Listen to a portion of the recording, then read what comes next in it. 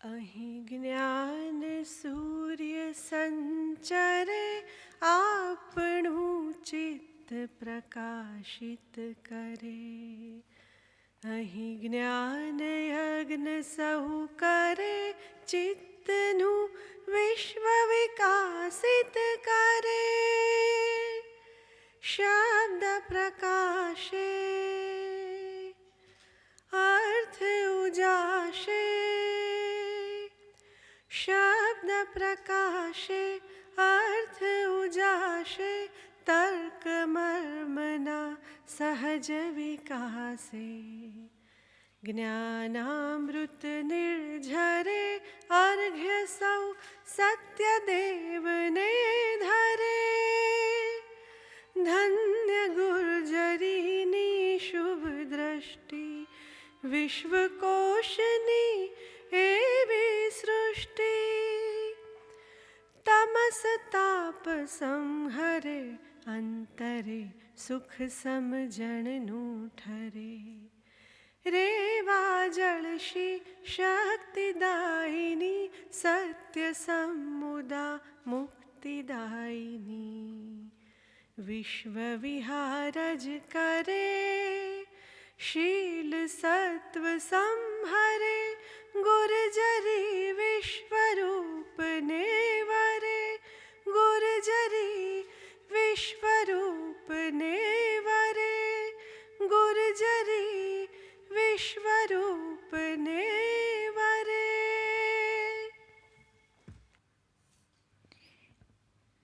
આદરણીય શ્રી મણિભાઈ પ્રજાપતિ, કુમારપાળભાઈ, ઉર્મિલાબેન અને આપ સૌ, આજે આપણે સૌ પીસી શાહની સ્મૃતિમાં એક જે વિવિધ વિશ્વકોશોનું પ્રદર્શન રાખ્યું છે અને 200થી વધારે એવા અમે જે ઓનલાઈન માહિતી મૂકીએ છીએ એ અને 50 જેટલા કાર્યક્રમો અમે ઓનલાઈન મૂકી શક્યા છે.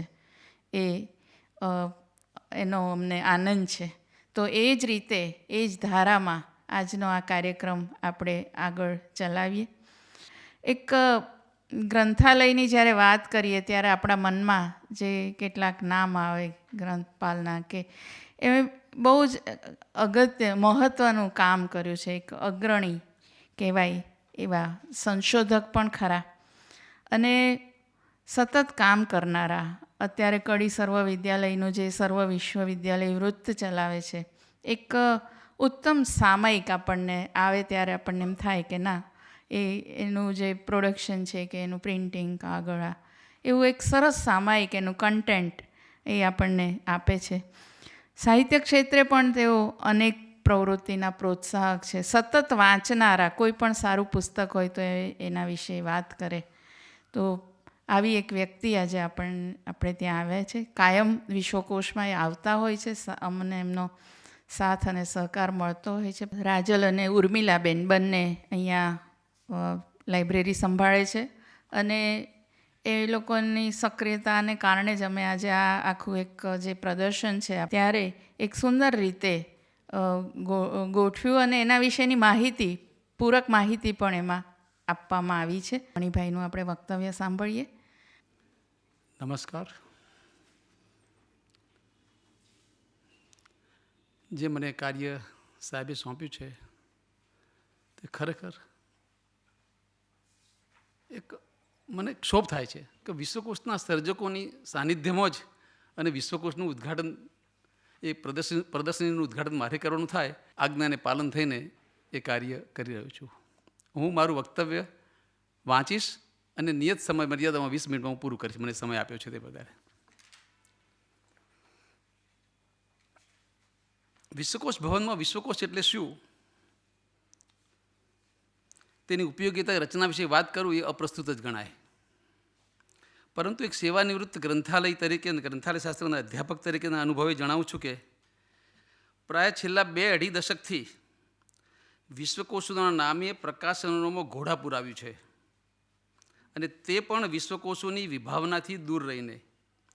કેટલાક પ્રકાશકોએ તો વિવિધ વિષયોના ઘણા વિશ્વકોશો, 150 વોલ્યુમ એક જણાય તો કહે, એટલે અલગ અલગ પ્રકારના કોષો સાથે આ પ્રકારના ઘણા ખરા વિશ્વકોશો વ્યાવસાયિક હિતોને ધ્યાને લઈને પ્રકાશિત કરવામાં આવ્યા છે, જેમાં જે તે વિષયના લેખોનો સંગ્રહ જ કરવામાં આવ્યો હોય છે અને તે પણ પ્રાય કોઈ ચોક્કસ ક્રમમાં ગોઠવણી સિવાય.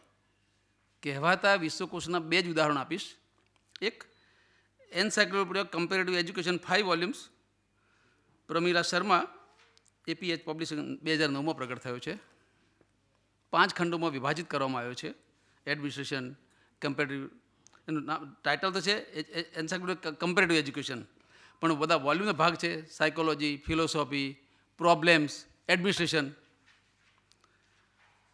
એક જ લેખ એવો છે કે જેમાં માત્ર સાહેબ તુલનાત્મક વાત, અને તે પણ અમેરિકા, ફ્રાન્સ, રશિયા અને ઇંગ્લેન્ડની શિક્ષણ પદ્ધતિને કેન્દ્રમાં રાખીને, અને એનો જે મૂળ વિષય થીમ છે કમ્પેરેટિવ એજ્યુકેશન, એની કોઈ અડસતો ઉલ્લેખ પણ કર્યો નથી. અને એ લેખ પણ એની વાંચનથી મને લાગ્યું કે અંદરથી ટેક્સ્ટ જોયા પછી કદાચ આજથી 40-50 વર્ષ પૂર્વેનો લેખ છે.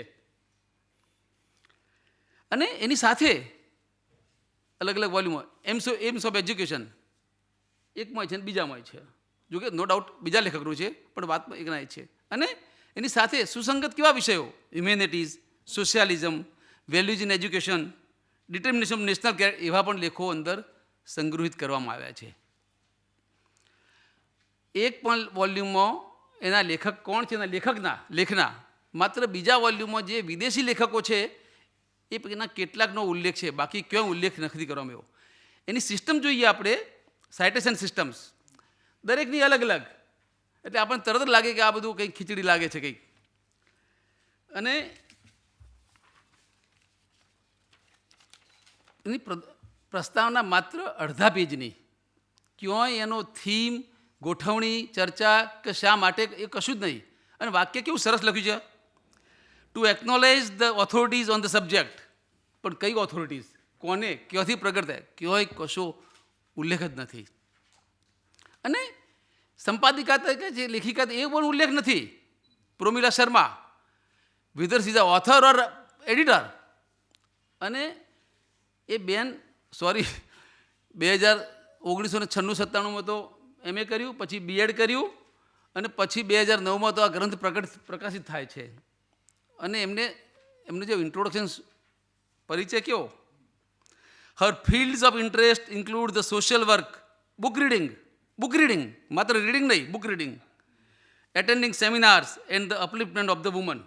ક્યાંય શિક્ષણ સાથે કોઈ લેવા દેવાનો સ્નાન સૂતકનો સંબંધ છે કરો. અને છતાં પણ આ એન્સાઇક્લોપીડિયાની પ્રકાશિકા નુસરે એમના સિરે. બીજો encyclopedia Indian heritage 90 volume, Subodh Kapoor, New Delhi, Cosmopolitan 2002. આ ગ્રંથમાં આઝાદી પૂર્વે, એટલે કે જેનો કોપીરાઇટ અમલ પૂરો થઈ ગયો છે અધિકાર, એવા અલગ અલગ વિષયોના ગ્રંથો સોંકડી ભેગા કરીને પબ્લિશ કરવામાં આવે છે. એના ક્રમમાં પણ કોઈ સ્નાનનો સંબંધ નહીં. ક્યાંક એકાદું હિન્દુઇઝમનું વોલ્યુમ આવે, બુદ્ધિઝમનું આવે, વળી ઇન્ડિયન એજ્યુકેશન આવે, કાસ્ટ એન્ડ સોસાયટી પણ આવે, અને ગોઠવણીનો ક્રમ પણ ભિન્ન ભિન્ન. આ બધા વોલ્યુમો.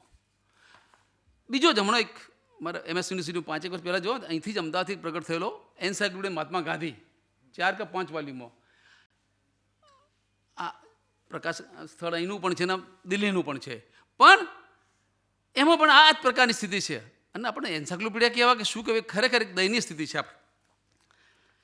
આ પ્રકારના અનેક વિશ્વકોશો અને વિશ્વકોશની સાચી વિભાવના સાથે કોઈ સ્નાન સૂતકનો સંબંધ જણાતો નથી. આ સાથે કહેવું રહ્યું કે ગુજરાત વિશ્વકોશ ટ્રસ્ટ દ્વારા ગુજરાતી વિશ્વકોશની રચના અને તેના સંવર્ધનની પ્રતિબદ્ધતા અને આયોજન દ્રષ્ટિભૂત છે.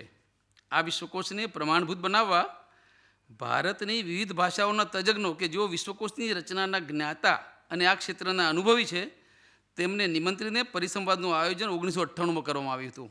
નો ડાઉટ આનો 1986માં તો શરૂઆત થઈ ગઈ હતી, પણ પછી તો આખી કથા બીજી લોબી છે એની ઇતિહાસને વાસ્તવમાં આકાર લેતા રહેતા. અને એમના પછી વક્તવ્યો ને આપણા પ્રીતિબેન દ્વારા વિશ્વકોશ વિમર્શ 2001માં પ્રગટ કરો.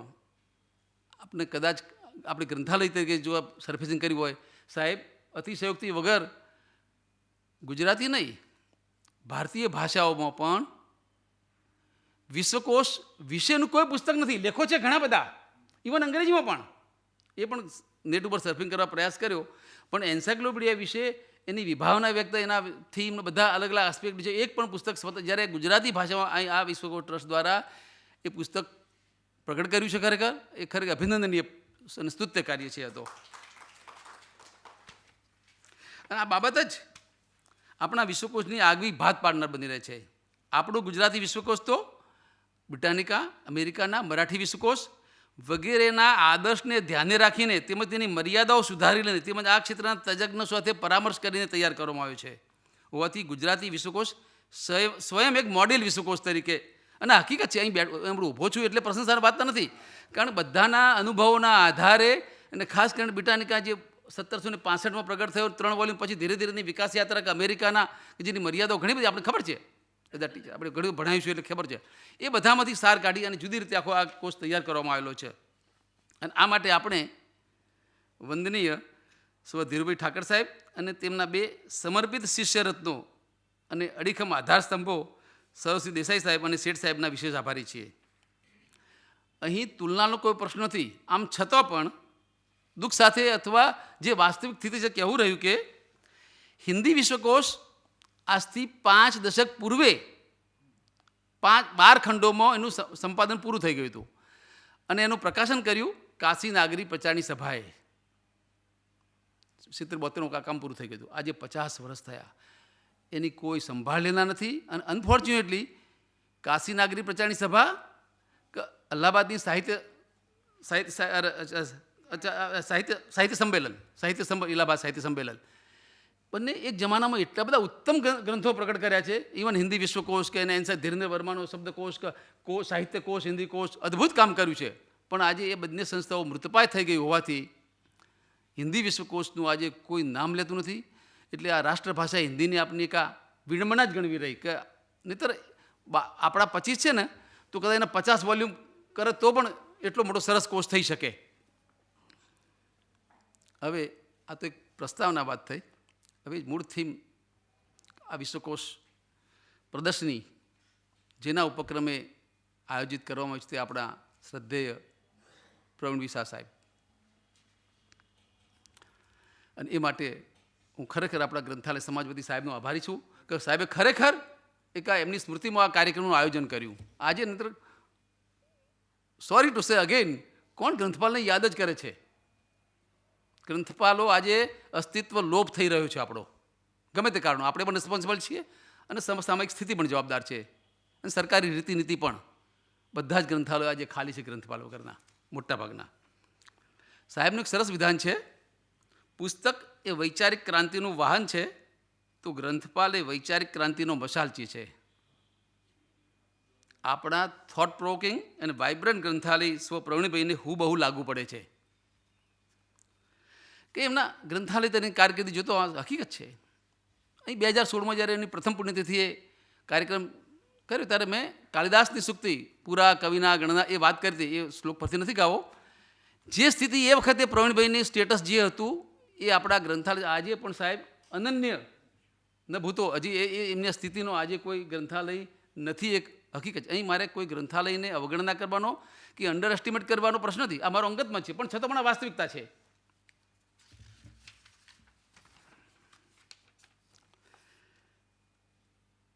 પ્રવીણભાઈએ શિક્ષણ મેળવ્યું વડોદરા યુનિવર્સિટીમાંથી.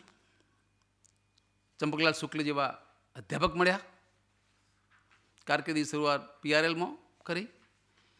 થોડોક સમય વળી લીનાબેનના આગ્રહને કારણે શ્રેયસ વિદ્યાલયમાં શાળા ગ્રંથાલયમાં જોડાયા અને પાછા અટીરામાં આવ્યા. અટીરામાં આવીને કર્મઠ ગ્રંથાલય તરીકે કામ કર્યું. એ ગ્રંથાલય વિશિષ્ટ ગ્રંથાલય અને એનું વ્યવસ્થાપન, એનું ડોક્યુમેન્ટેશન વિક્રમભાઈના સીધા માર્ગદર્શન હેઠળ કંઈ હતા છતાં પણ અને અદ્ભુત કામ કર્યું એમણે ખરેખર ગ્રંથાલય તરીકેનું. અને ખાસ કરીને ક્રિયાશીલ, ઉર્જાશીલ અને નવીનીકરણના ઉદ્ગાતા ગ્રંથાલય બની રહ્યા, સતત એક્ટિવ. ટ્રેડિશનલ ગ્રંથાલય નહીં કે મારે જ આ મારું એક્શન કેટલોગ પ્રોસેસ, એનાથી બહાર નીકળ્યા, વાંચ્યું, વિચાર્યું અને લખ્યું પણ ખરું. અને ગ્રંથાલય વ્યવસ્થાપન સેવામાં આધુનિક ટેકનોલોજીનો વિનિયોગ કર્યો. એ જમાનામાં IBM કોમ્પ્યુટર 1960 કે જે ગ્રંથાલયમાં હતો ને, કોઈ સંસ્થાઓમાં પણ કોમ્પ્યુટર નહોતા, ત્યારે પણ એમને શીખ્યા. અને ધીરે ધીરે એવા શીખતા રહ્યા કે દેશ રાષ્ટ્રીય કે આંતરરાષ્ટ્રીય સ્તરે એના કાર્યશિબિરો કે ટ્રેનિંગ પ્રોગ્રામો જોડાયા અથવા એમની પસંદગી થઈ અને એક આલા દરજાના નિષ્ણાત તરીકે ખ્યાતિ પામ્યા અને પોતે હથોટી પણ એટલી મેળવી અને પરિણામે એ સારી સેવાઓ આપી શક્યા અને ઇનોવેટિવ પ્રકૃતિના હતા. ખાસ તો 1980માં એમણે ટેક્સટાઇલ યુઝર સર્વે કર્યો, પહેલો સર્વે કર્યો, દેશ વિદેશના ગ્રંથાલયો મોકલી આપ્યો, ભારે પ્રશંસા આપ્યો. અમેરિકાના સંસ્થાએ તો એમને નિમંત્રણ આપ્યું કે તમે આવો અને અમને વાત કરો. ગયા અને એમના વ્યાખ્યાનો 25 જેટલી સંસ્થામાં એ સંસ્થાએ જ રાખ્યા અને સ્વયં પણ બીજા 25 ગ્રંથાલયમાં ગયા માળે. અને ખાસ તો એમની દ્રષ્ટિ કેવી, યુજીન ગારફિલ્ડ સાહેબ અમારા ક્ષેત્રનો મોટો નિષ્ણાત કે જેને સાયન્ટિસ્ટ ખરા અર્થમાં યુજીન ગારફિલ્ડ સાયન્સ સાયન્ટિસ્ટનો ઇન્ડેક્સનો પ્રણેતા, એને જઈને રૂબરૂ મળ્યા કે મારે મળવું છે ને વાત કરી.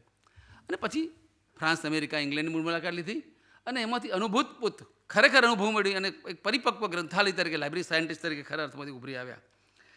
જોકે આ પૂર્વે પણ તેમણે 1976માં સરકારને એક યોજના તો આપી હતી જ આ ટેક્સટાઇલ સિસ્ટમ ઊભી કરવા માટે, ઇન્ફોર્મેશન સિસ્ટમ ઊભી કરવાની, પણ સરકારે તો 10 વર્ષ પછી મારી કંઈ 10 વર્ષ પછી પણ જ્યારે 1987માં જ્યારે અમલ કર્યો ત્યારે એવી એક નમૂનેદાર સિસ્ટમ ઊભી કરી અને ટેક્સટાઇલ અને એલાઇડ સર્વિસીસના ઉપભોક્તાઓને જે સેવાઓ આપી અને આનુષંગિક પછી કોઈ બીમાર હોય તો એને પણ સેવાઓ આપી, એના પણ આપણે ઘણા બધા ગયા વખતના આપણે વાત કરેલી હતી વાત કરો.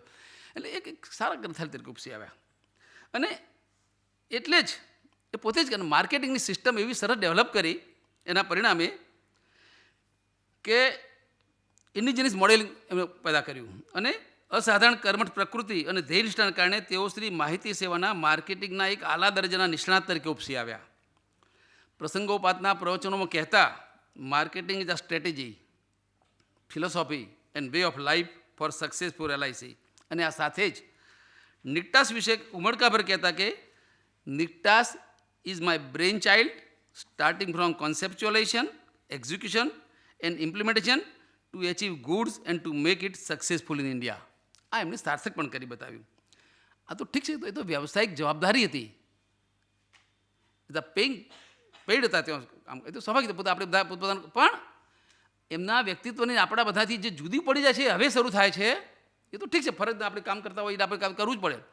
પણ એમણે એક વિશિષ્ટ ગ્રંથાલય તરીકે પોતાની જાતને મર્યાદિત ન રાખતો વિભિન્ન પ્રકારના ગ્રંથાલયો, શાળા ગ્રંથાલયો, શૈક્ષણિક ગ્રંથાલયો, બધા અલગ પ્રકારના, ઇવન હસ્તપદ ગ્રંથાલયો, અહીં LDમાં આવેલા મને ખ્યાલ છે, પાછળથી મને વાત બધી પ્રોજેક્ટ પણ સબમિટ કરેલો, અનેક ગ્રંથાલયો ગયા, માહિતગાર થયા. એટલું જ નહીં, એની કાર્યપ્રણાલી અને પદ્ધતિઓ અને ઉભરતા અનેકવિધ વિષયો વિશે લેખન કર્યું.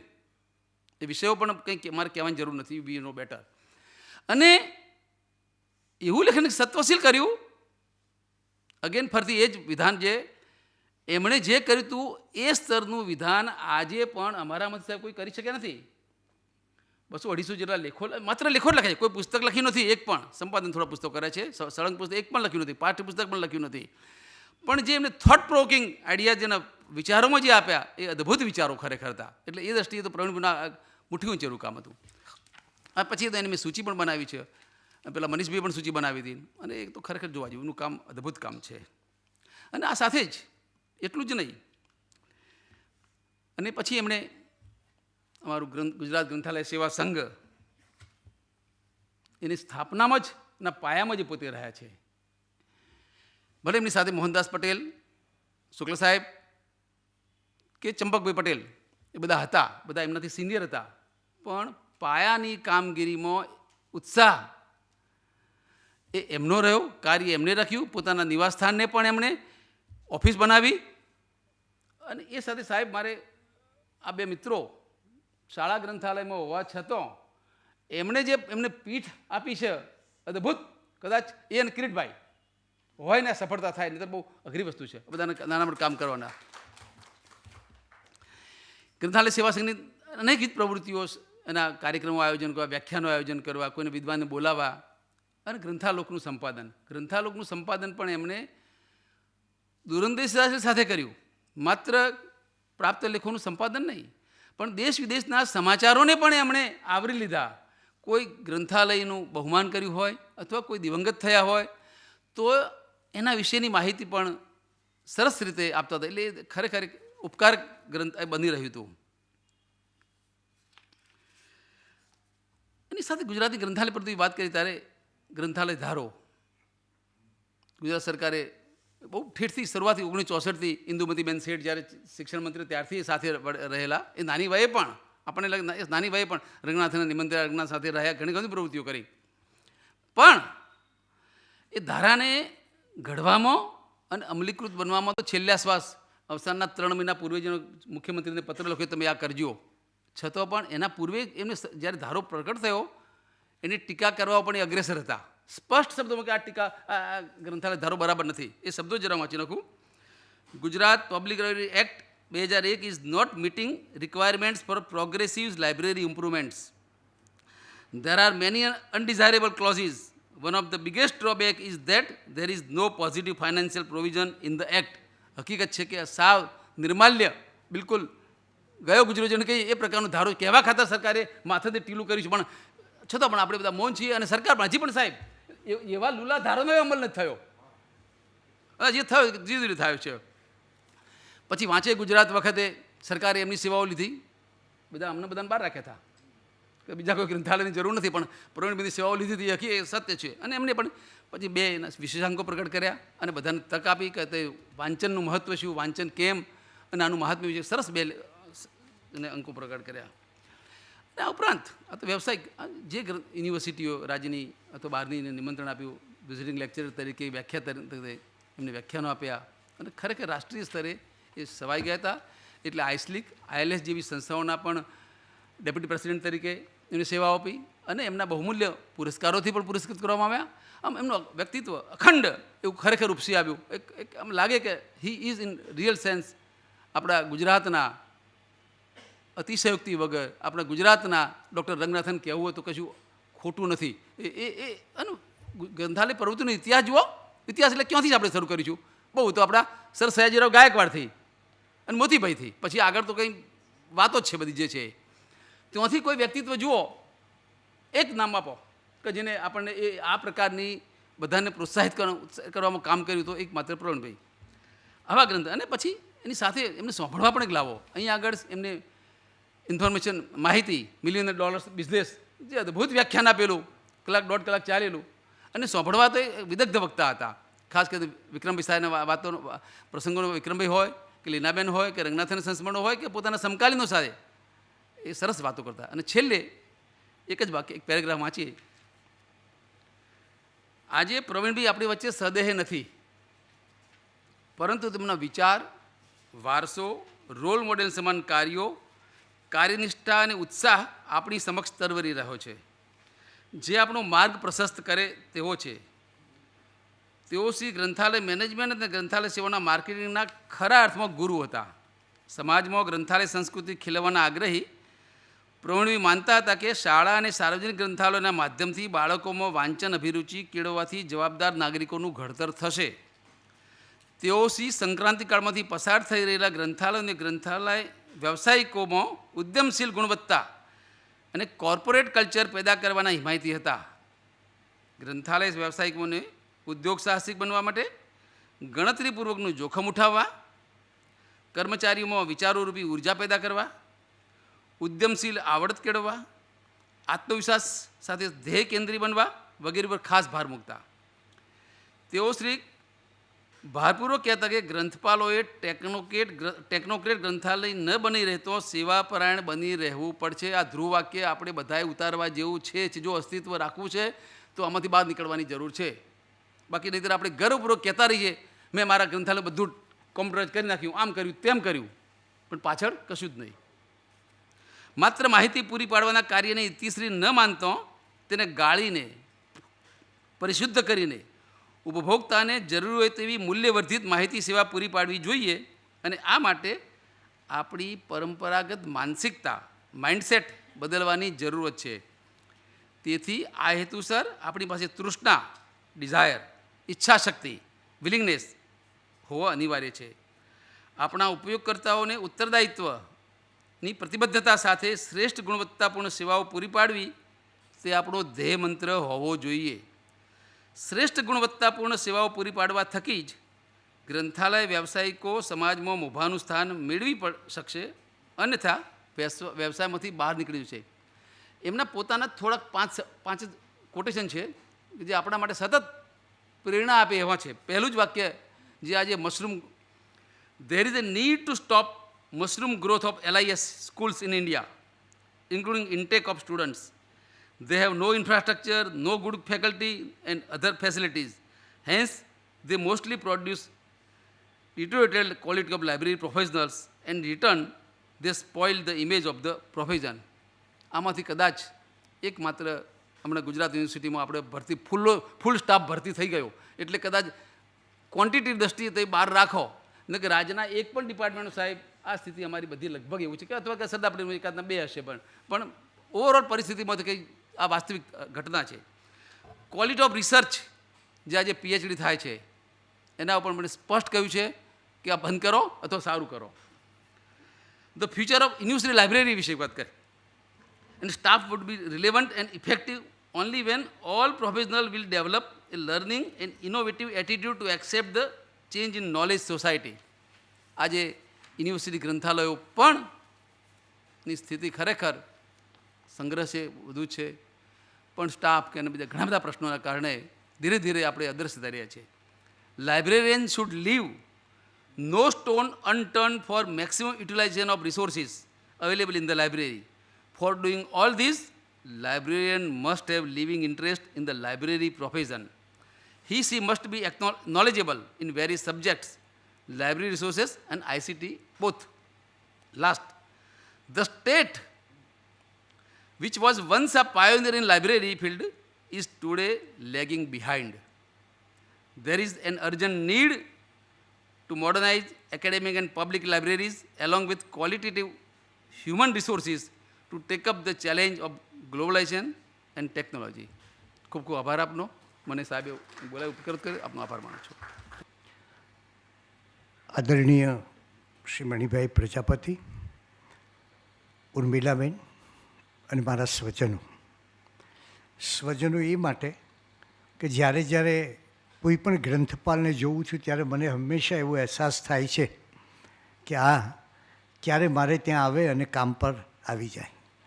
કદાચ ભાગ્યે જ કોઈ એવા ગ્રંથપાલ હશે, મણિભાઈ હોય, પંકજભાઈ હોય કે જે બધા, એ બધાને ખાસ કહ્યું છે મેં કે તમે અહીંયા આવો અને અમારી આ ગ્રંથાલયને કંઈક એવું બનાવીએ કે જેને આપણે કહી શકીએ કે ગુજરાતનું એક આદર્શ ગ્રંથાલય બની શકે.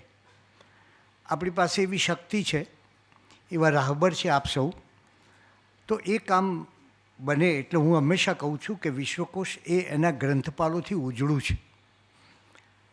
એનું પ્રવીણભાઈ તો છે જ, કિરીટભાઈ, કનુભાઈ, આ બધા લોકોએ ખૂબ અહીંયા આવી અને જહેમત ઉઠાવી છે. આજે ઉર્મિલાબેન છે, રાજલ છે, આ બધા લોકો. અને ગ્રંથાલય સાથે એને બહુ પહેલેથી જ ધીરુભાઈનો પણ બહુ આગ્રહ રહેતો કે આપણે ગ્રંથાલયને ખાસ વધારવું જોઈએ, આગળ લઈ જવું જોઈએ. અને અમને આનંદ એ છે કે કોઈ અણધાર્યો પ્રેમ, આમ નક્કી કરેલો પ્રેમ તો થતો હોય, કારણસર પ્રેમ પણ થતો હોય, કોઈ પ્રાપ્તિની ઈચ્છાએ પણ પ્રેમ થતો હોય, પણ કોઈ અણધાર્યો પ્રેમ આ ગુજરાત વિશ્વકોશને ગ્રંથપાલોનો મળ્યો છે. અને એ કદાચ વિચાર કરું તો જૂનાગઢની કૃષિ યુનિવર્સિટીના કાંતિલાલ ઠાકર અહીંયા આવ્યા નથી, અમે એમને જોયા નથી. એમણે માત્ર એટલું હતું કે અમે લોકોએ ગુજરાતી ભાષા પાસે પોતાનો વિશ્વકોશ નથી એ મેણું ભાંગ્યું છે. એ કામને માટે એમણે અમને એક માતબર સહાય કરી. એટલે માત્ર પત્ર વ્યવહારથી એમનો સંબંધ રહ્યો, કોઈ બીજો પ્રત્યક્ષ કોઈ સંબંધ નહીં. PC શાહ સાહેબ એમના જીવનના છેલ્લા 2 વર્ષમાં વિશ્વકોશમાં આવ્યા, એક વ્યાખ્યાનમાં આવ્યા, એટલે મેં એમને ઝડપી લીધા. મણિભાઈ તો નથી ઝડપાતા, પણ એ ઝડપાઈ ગયા. અને મેં એમને કહ્યું કે સાહેબ તમે અમને કંઈક સેવા આપો, તમે કંઈક અમને મદદ કરો, અમને કોઈ ગાઈડન્સ આપો.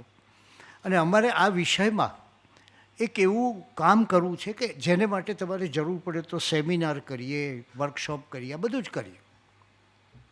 સાહેબ શરૂઆતમાં જરાક હેઝિટેટ થતા હતા, કારણ કે સાહેબને કંઈક સાહિત્યકારો વિશેનો ખ્યાલ બહુ જુદો હતો કે એ બહુ ચીકણા હોય છે ને કંઈક અંદર નાની નાની વસ્તુઓમાં ઝઘડતા હોય છે ને આ તે. આપણે સાહેબને પહેલેથી કહેલું કે સાહેબ અહીંયા તમને કામ કરવાની પૂરી મોકળાશ છે, નવા નવા આયોજન કરવાની પણ પૂરી અનુકૂળતા અહીંયા છે, તમે બસ નક્કી કરો અને અમે અહીંયા તમને જે કહેશો એ આયોજન કરીશું. અને અમે તમારી સેવાના બદલામાં એ કશું સ્વીકારતા તો નહોતા, કોઈ પુરસ્કાર પણ સ્વીકારે નહીં, એટલે અમે કહ્યું કે તમારી સેવાના બદલામાં અમે તમને પ્રેમ આપીશું. અને પછી અહીંયા એટલા બધા હળીભળી ગયા કે મને યાદ છે કે કલાકો સુધી ચંદ્રકાંતભાઈ સાથે બીજા લોકો સાથે વાતચીત કરતા હોય, નવા નવા આયોજન કરતા હોય. અને પછી ક્યારેક કે હવે આજે આપણે આઈસ્ક્રીમ ખવડાવો છે બધાને, એટલે હું કહું કે આઈસ્ક્રીમ તો મને ખવડાવવાની તક આપો, તો કંઈ ના, એ પણ હું જ આપીશ. એટલે એક બહુ પ્રેમાળ વ્યક્તિત્વ, ખૂબ લાગણીશીલ વ્યક્તિ. અને આપણે જાણીએ છીએ કે એમના પ્રમુખ પદે ગુજરાત ગ્રંથાલય બહુ જ એક મોટી સંસ્થા છે. આજે ઘણી સંસ્થાઓના ઘણા વિષયોના આવા મંડળો અમને મળતા નથી, અમે શોધીએ છીએ. હવે આ પ્રકારનું કોઈ મંડળ મળે ત્યારે આપણે એક સરસ મજાનું એનું એક સ્ટ્રક્ચર ઊભું કર્યું, એક આખું બંધારણ ઊભું કર્યું. અને એના કાર્યક્રમોમાં એ જાય ત્યારે પણ જાણે સુસજ્જ થતા હોય એમ, કોઈ પેલો લડવૈયો લડવા જતો હોય અને બધી તૈયારી કરે એમ બેઠા બેઠા બધું કરતા હોય, પ્લાનિંગ કરતા હોય, ગોઠવતા હોય, અહીંથી ત્યાં જવું, અહીંયા ગોઠવવું, આ કરવું. અને એક એમની કલ્પના છે કે મને બહુ ગમતી, એ હતું ગ્રંથાલયને, આજનો શબ્દ વાપરું જો કે બહુ સારો નહીં લાગે, પણ એ ગ્રંથાલયને આત્મનિર્ભર બનાવવાનું. આ પણ મને છે કે ગ્રંથાલયો પોતે આત્મનિર્ભર બને. જો કે હવે જ્યાં શિક્ષણ જ પગભર ન થતું હોય સરકારને કારણે કે બીજા કારણે, ત્યારે આ વસ્તુ અઘરી છે. પણ કોણ જાણે કેમ આપણે ત્યાં ગ્રંથાલયનું જે મહત્ત્વ હોવું જોઈએ લોકોમાં, પ્રજામાં, અને એક લેખક જેટલું જ મોટું કામ આ ગ્રંથપાલ કરતા હોય છે કે એને જે કંઈ જરૂર હોય આપે, સમાજને વિચારો આપે, શિક્ષણ આપે, આ બધું જ કરે, પુસ્તકો આપે જરૂરી. તો એક કેટલું મોટું કામ છે. એટલે આ ક્રાંતિમાં જે શાંત ક્રાંતિ અમે કહીએ છીએ એના બધા વાહકો છે, અને તો જ સમાજમાં કંઈક પરિવર્તન આવી શકે. એ પછી મેં અમને ધીરે ધીરે કહ્યું કે આપણે વિશ્વવિહારમાં તમે લખો. સાહેબ જરા લાંબા લેખો લખતા. પછી હું સાહેબને કહું કે સાહેબ જરા આમાંથી થોડુંક જરા કામ 2 ભાગમાં આપી દઈએ તો, અને અમારી પછી દોસ્તી આગળ ચાલુ રહેતી. ગ્રંથાલય સપ્તાહની ઉજવણી કરી અને ગુજરાતી વિશ્વકોશમાં પણ એમને લખ્યું. અને એ વ્યક્તિ કે જેણે જીવન જીવી જાણ્યું અને મૃત્યુને માણી જાણ્યું, એમને પોતાના અવસાન વખતે પણ આપણે જાણીએ છીએ દેહદાન કર્યું હતું નહીં. એટલે હું હંમેશા કહેતો કે ગ્રંથાલય એમનો શ્વાસ હતો અને ગ્રંથપાલ એ એમનો વિશ્વાસ હતો. એમને ગ્રંથપાલો માટે એટલો વિશ્વાસ, કોઈ પણ આવે ને એટલે એમની આંખમાં હું આમ જોતો કે આમ પ્રેમ, વાત્સલ્ય ઉભરાવા માંડે. ત્યારે આજે આ વિશ્વકોશમાં અમે જુદા જુદા વિશ્વકોશોનું પ્રદર્શન રાખ્યું. અમારી કલ્પના તો એવી છે, અને આપ સૌ એમાં અમને મદદરૂપ થઈ શકો, કે અમારે 2 કે 3 મહિને એક એવો કાર્યક્રમ રાખવો છે કે આજની આધુનિક ટેકનોલોજી અને આ લાઇબ્રેરી સાયન્સ, એને આપણે કઈ રીતે કંઈક વધારે ઉજાગર કરી શકીએ. આજે ખરેખર ડેટાનું મહત્ત્વ એક બાજુ છે, એમાં જ્ઞાનનું મહત્ત્વ પણ એટલું જ થવા માંડ્યું છે.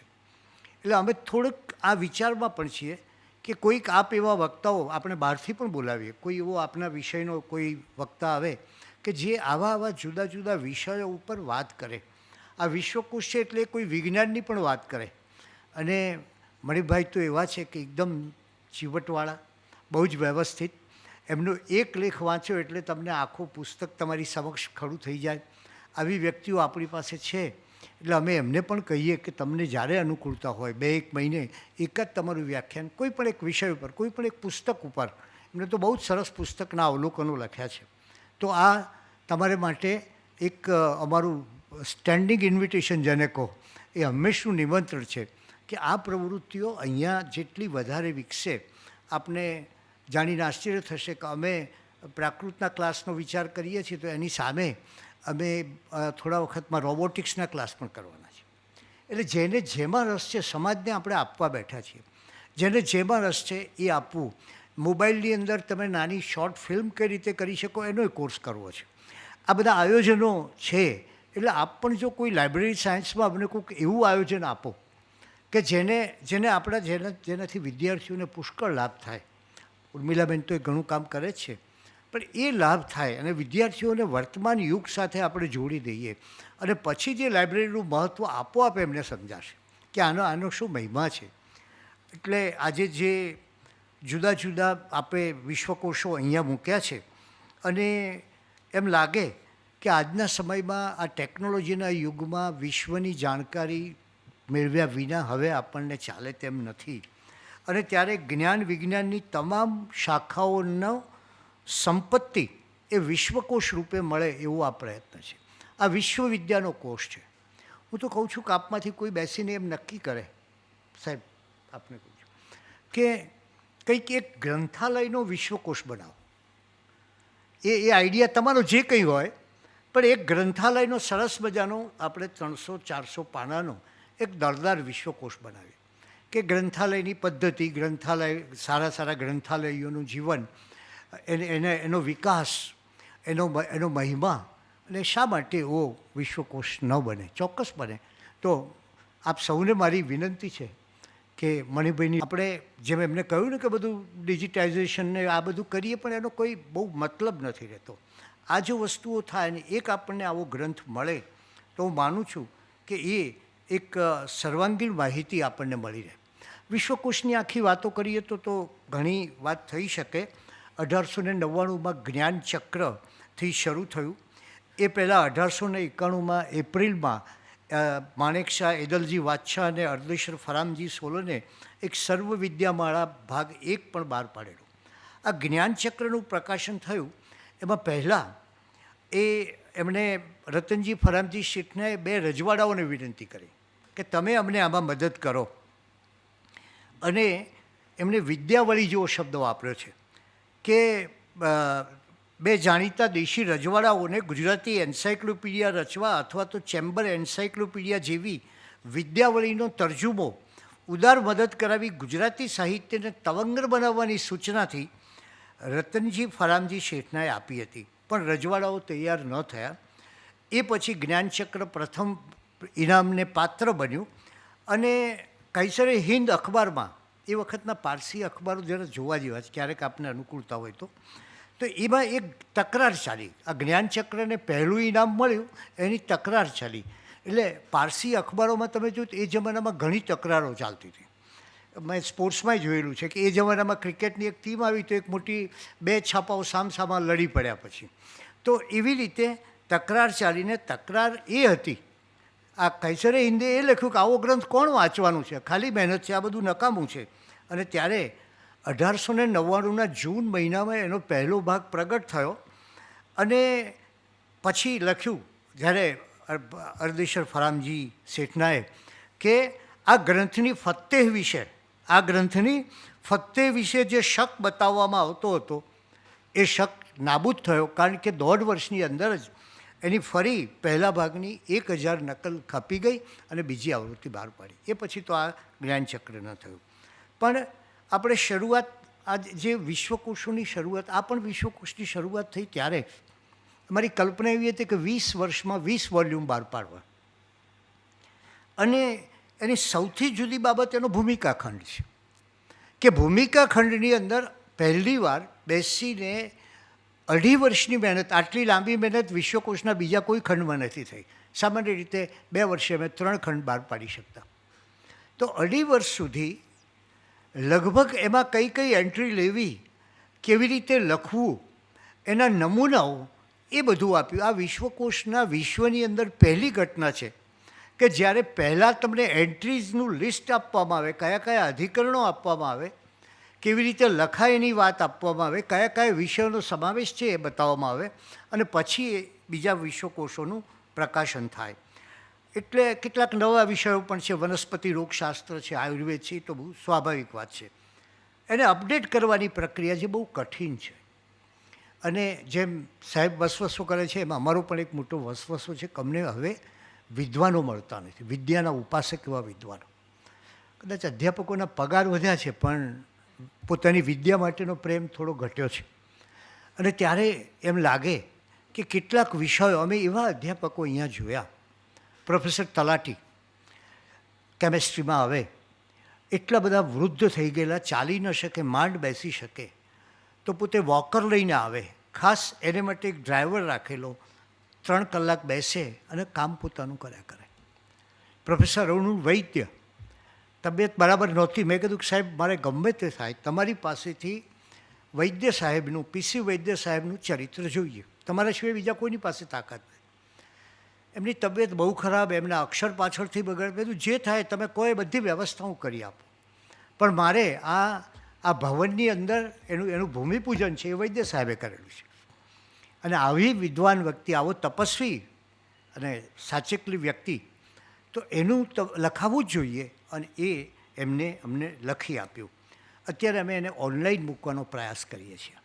એમાં અમને ઘણા પ્રશ્નો આવે છે, ખાસ કરીને ફોન્ટના આવે છે, પણ માનું છું કે હું થોડા વખતમાં, એટલે 1 વર્ષની અંદર આ બધા જ ગ્રંથો ઓનલાઈન મૂકી દઈશ. એમાં સાહેબ ડેટ મૂકીશું કે આ તારીખે એનું વર્ઝન તૈયાર થયેલું છે.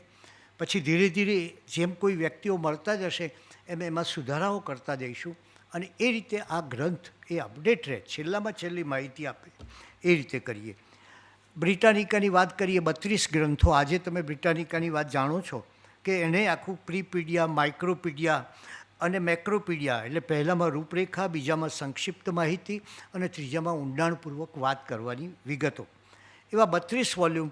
આજે એક જમાનામાં મને યાદ છે કે લંડનમાં તમે જાઓ એટલે માણસના ઘરની અંદર એના ગ્રંથાલય, એનું જે ગ્રંથાલય હોય, એના જે પુસ્તકોનું કબાટ હોય, એમાં મોખરે સિંહાસન પર એ એન્સાઇક્લોપીડિયા બ્રિટાનિકા બિરાજતો હોય. રાજકીય કેટલાક બહુ વિલક્ષણ એન્સાઇક્લોપીડિયા છે.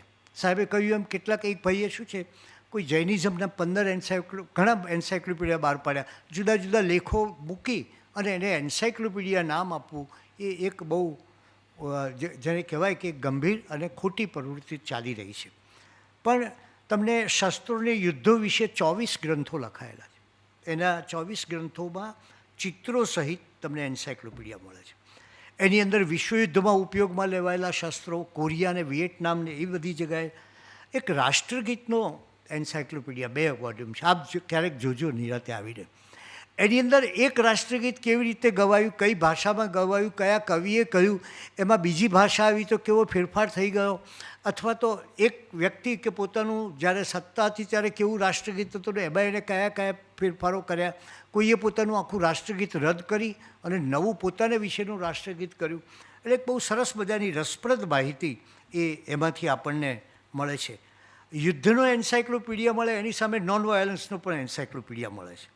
એટલે એમાં અહિંસા વિશે જુદી જુદી વિગતો અને માહિતી, રાજકીય પ્રવાહો, ખાસ કરીને સાર્ક નેશન, જે 7 દેશો, એનો એન્સાઇક્લોપીડિયા આપ જોશો તો ખૂબ સમૃદ્ધ, ઘણો વિગત સમૃદ્ધ અને સારી રીતે તૈયાર કર્યો છે. આવી રીતે મેનકાઇન્ડ એન્સાઇક્લોપીડિયાની વાત કરી શકાય. ભારતીય જ્ઞાનકોશ, એક મરાઠીમાં ભારતીય સંસ્કૃતિ કોષ થયો છે, એ પણ એક સરસ કામ થયું છે. આવા ઇસ્લામનો કોષ મળે, જૈન ધર્મનો કોષ મળે, અને અમારો એક જૈન વિશ્વકોશ બહાર પડે એટલે અમે લોકો રાહ જોઈએ કે મણિભાઈની કોમેન્ટ્સ આવે તો મજા આવે, અને પછી અમે લખીને આપીએ કે આપણે આગળના ગ્રંથમાં આટલી વિગતો વિશે આપણે ધ્યાન રાખવું જોઈએ.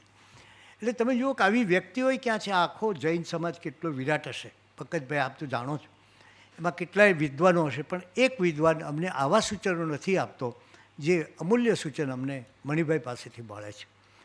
તો જુદા જુદા ધર્મોનો છે, શાળા કોલેજના જુદા જુદા એન્સાઇક્લોપીડિયા છે, યંગ સ્ટુડન્ટ એન્સાઇક્લોપીડિયા છે, વિશ્વકોશના તો એન્સાઇક્લોપીડિયા 25 ગ્રંથો, બીજા બાળ વિશ્વકોશના. જયંત કોઠારીએ એક સરસ કામ કર્યું, ગુજરાતી સાહિત્ય કોશ કર્યો, પછી ચંદ્રકાંતભાઈએ પછીનું ચંદ્રકાંત ટોપીવાળાએ બાકી સંપાદન કર્યું. અને એમ કહી શકાય કે આપણી પાસે એક જ્ઞાનનું નાનકડું તળાવડું છે, એક માણસે લખ્યું, અને સામે એટલાન્ટિક મહાસાગર છે. અને એટલાન્ટિક મહાસાગરના કિનારા ભણી જેમ જેમ પ્રયાસ કરીએ, જેમ જેમ પ્રવાસ કરીએ, જેમ જેમ આગળ ચાલીએ, તેમ તેમ જ્ઞાન મળે છે. એટલે સામાન્ય રીતે વિશ્વકોશમાં આપણી જાણકારીની વાતો આવે છે. અહીંયા એક વિશ્વકોશ એવો પણ છે કે જેની અંદર હવે વિશ્વે શું જાણવાનું છે, જાણે છે તે નહીં, નોન નહીં, પણ અનનોન છે. તો અનનોન વિશેની એન્સાઇક્લોપીડિયા ઓફ ઇગ્નોરન્સ, કે કઈ કઈ બાબતમાં આપણું અનનોન છે, અમુક સીમા સુધી પહોંચ્યા પછી એ ક્વોન્ટમ મિકેનિક્સ હોય તો એમાં કઈ આગળની થિયરી છે, કે હાયર એરિથમેટિકમાં શું છે, કે ઉત્ક્રાંતિવાદમાં ક્યાં અટક્યા છીએ કે હવે આપણે આગળ જવું છે. તો આવા એન્સાયક્લોપીડિયા પણ મળે છે. અહીંયા આપ થોડાક એન્સાયક્લોપીડિયા જોશો પણ આપને ખ્યાલ આવે કે આમાં હજી કોઈ બીજા લાવવાની જરૂર છે. અમે ચોક્કસ લાવીશું. તમને ક્યાંક એમ જાણ થાય કે અહીંયા આ જગાએ છે તો અમે એની પ્રિન્ટ મેળવીને અથવા તો કોપી મેળવીને પણ રાખીશું. પણ એક આ બધું જ જ્ઞાન સંચય થાય એવી અમારી ભાવના છે. અને મેં આપને કહ્યું તેમ કે હવે પછી પાછા જ્યારે આપણે ક્યારેક મળીએ ત્યારે ફરી આ બધા એન્સાયક્લોપીડિયા હું આપને કહું કે ગુજરાતી વિશ્વકોશના 25 ભાગો, બાળ વિશ્વકોશના 10 ભાગ, પરિભાષા કોશના, અત્યારે નારીકોશ ચાલે છે, બૃહદ નાટ્યકોશ છે, ભરતભાઈ દવે લખે છે, બહુ સરસ કામ છે. એ ભરતભાઈનો બૃહદ નાટ્યકોશ ચાલે છે. આવા કોષ ચાલે છે. એમાં હું માનું છું કે આજના દિવસે આપણું એ સ્વપ્ન પ્રભુ સાર્થક કરે કે એક ગ્રંથાલયનો કોષ પણ હશે. આભાર.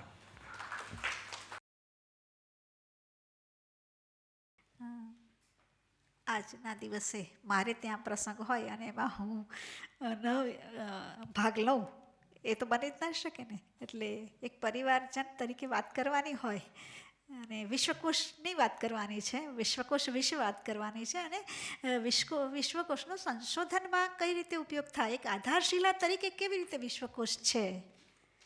એટલે આપણે વિશ્વકોશની વાત કરીએ ને તે પહેલાં આખી જ્ઞાનની પરંપરાની એક થોડીક વાત ટૂંકમાં કરીએ તો આખો જે KGU પ્રોસેસ છે, નોલેજ જનરેશન, નોલેજ એક્સચેન્જ અને નોલેજ યુટિલાઇઝેશન. અને જ્યાં યુટિલાઇઝેશનની વાત કરીએ ને એટલે એની પાસે આપણે પ્રિઝર્વેશન અને કલેક્શન આવે અને પ્રિઝર્વેશન અને કલેક્શન ને યુટિલાઇઝેશનની આખી વાત કરીએ તો આપણી પ્રાચીન પરંપરા શું રહી છે કે જ્ઞાનની પરંપરા, જ્ઞાનનો સંગ્રહ તો થતો જ રહ્યો છે પણ એક પરંપરા જુદા પ્રકારની હતી. અને એ પહેલાં મનુષ્યની જે જિજ્ઞાસા વૃત્તિથી જ્ઞાન પ્રગટ્યું છે ને એનો ઉદ્ભવ થયો છે ને એને પછી સંગ્રહ આપણી પાસે પહોંચે છે. પણ એ જે આખી પ્રક્રિયા છે, મનુષ્ય જે ભટકતું જીવન જીવતો અને સમૂહમાં રહેતો થયો અને ખેતી કરતો થયો અને એકબીજા સાથે ઈશારાથી વાત કરતો થયો, એની સાથે ચિત્ર લિપિ જેવું કરી અને લોકોને પોતાની પાસે જે છે પહોંચાડવામાં થઈ. એમાં ભાષા, લિપિ, જ્યારે લિપિ આવી પછી પણ આપણને તો આપણા માટે આપણા વિદ્વાન પૂર્વજોએ કેટલો બધો સંગ્રહ કર્યો કે આપણને હસ્તપ્રતો રૂપે વૃક્ષની છાલ પર, ધાતુના પત્રો પર જે જ્ઞાન મળતું રહ્યું છે, કેમ મળ્યું છે એનો આપણે કેટલો ઉપયોગ કરીએ છીએ. આજે પણ જો હસ્તપત્રનો ભંડાર આપણી પાસે છે અને હસ્તપત્રના ભંડારમાં કેટલો મોટો જ્ઞાનનો સમુદાય આખો જે છે જેને આપણે ઓળખવાનો છે, લોકો સુધી પહોંચાડવાનો છે, એવી વ્યક્તિઓ હવે કદાચ ઓછી થતી જાય છે જે કે એને અને એના માટેનું જે જ્ઞાનને સાચવી રાખવાનું જે મમત્વ છે ને, અગાસના ભંડારમાં મેં સાહેબને પણ પહેલાં વાત કરી હતી કે અગાસના ભંડારમાં અત્યારે પણ હસ્તપ્રતો સુવર્ણ અક્ષરે લખાયેલી છે પણ ત્યાં સુધી જઈ અને રિફર કરવાનો કોઈ પરમિશન આપતું નથી. એવો જ્ઞાનનો ભંડાર ત્યાં સચવાયેલો પડ્યો છે. શાના માટે આ સાચવ્યું છે? બીજી પેઢી સુધી પહોંચાડવા માટે પણ સાચવ્યું છે. અને જે ઓથેન્ટિક છે એવું જ્ઞાન જ્યારે સચવાય ત્યાર પછી આવી આપણી જે પરંપરા શ્રુતિ અને સ્મૃતિથી એ જ્ઞાન તો જળવાયું જ છે. જ્ઞાન ઉત્પન્ન થયું અને જ્ઞાન જળવાવા લાગ્યું તો સ્મૃતિ અને સ્મૃતિ દ્વારા જળવાયું. પ્રસારણ કંઠોપકંઠ થયું. એટલે જ્ઞાનનું કામ તો આ જ છે કે એ સચવાવું જોઈએ ને લોકો સુધી પહોંચવું જોઈએ, યુટિલાઇઝેશન એનો પૂરો ઉપયોગ થવો જોઈએ અને ઉપયોગ માટે સંગ્રહ થવો જોઈએ. અને એ આખી પ્રથામાં આપણી પાસે આવે છે. વિશ્વકોશોની વાત કરીએ તે પહેલાં જે ઘટનાઓ બની, જ્ઞાનનો જે વિસ્ફોટ થયો, પ્રકાશનનો જે આખો વિસ્ફોટ થયો 16મી સદીથી અને એમાં ખાસ 17મી સદીના મધ્ય ભાગમાં જે વિસ્ફોટ થયો છે, પ્રકાશન વિસ્ફોટ, એ ખૂબ મહત્ત્વનો છે. અને એ જે બે ઘટના બની એ સમયે, એ બે ઘટનાને કારણે પ્રકાશન વિસ્ફોટ થયો અને જ્ઞાન વિસ્ફોટ પણ સંશોધનો વધ્યા.